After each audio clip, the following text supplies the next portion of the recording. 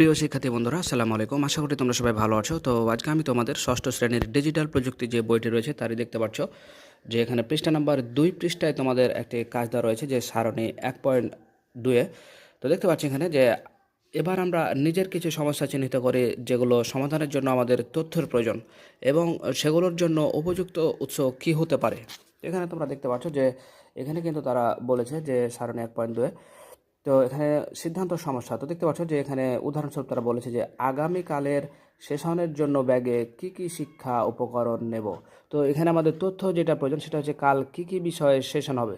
তো যেহেতু একটা জিনিস খেয়াল করো, এখানে মূল বিষয়টা হচ্ছে এরকম যে যেহেতু কালকে আগামীকাল স্কুলে যাবে, ঠিক আছে না, তো সে কি কি বিষয়ে আসলে সেশনে ওদের কাজ হবে।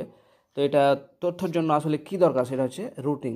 আসলে কালকে কি কি সেশন হবে, কখন হবে, সেগুলোর জন্য উৎসটা হচ্ছে রুটিন দরকার। ঠিক এভাবে করে আসলে পর্যায়ক্রমে সবগুলো রয়েছে সেগুলো আসলে এভাবে করেই করতে হবে। তো এখানে দ্বিতীয় নম্বরে যদি আরেকটা তোমাদের বলি যে দেখো উদাহরণ 2-এ দেওয়া আছে যে আমার বিদ্যালয়ে যাওয়া 3টি রাস্তার মধ্যে আজ কোন রাস্তা দিয়ে বিদ্যালয়ে যাব।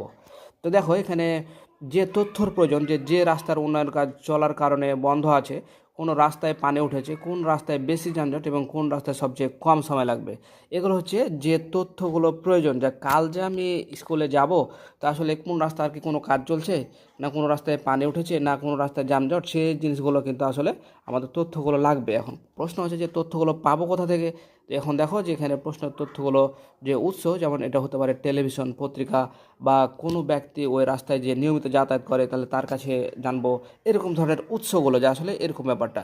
ঠিক সেভাবে এভাবে করে তোমাদের 3-4 করে দেওয়া আছে এবং তোমাদের এখানে 5 নম্বরে জানতে চেয়েছে যে আসলে 5 এবং 6 নম্বরে আসলে তুমি নিজের মতো করে একটা বানাও।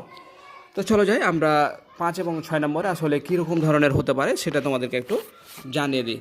তো প্রিয় শিক্ষার্থী, আমরা প্রত্যেকটা বইয়ের প্রতিটি সমাধান অলরেডি সমাধান করে দিয়েছি। তোমরা সেই ভিডিওগুলো সবার আগে পেতে চ্যানেলটি সাবস্ক্রাইব করে আজও আমাদের সদস্য হয়ে যাও। তো চলো যাই, শুরু করা যাক। তো প্রিয় শিক্ষার্থী, তোমাদের 5 নম্বরের ছকটি এমন হতে পারে যে সবাই মিলে স্কুল মাঠে বাগান করতে চায়।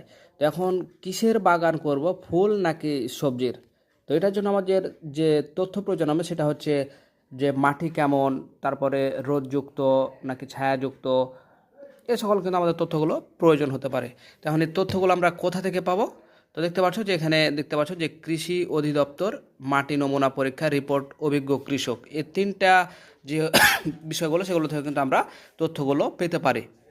তো এরপর 6 নম্বর আমরা দেখতে পাচ্ছি যে নতুন জায়গায় ঘুরতে যাব, কিভাবে যেতে পারি।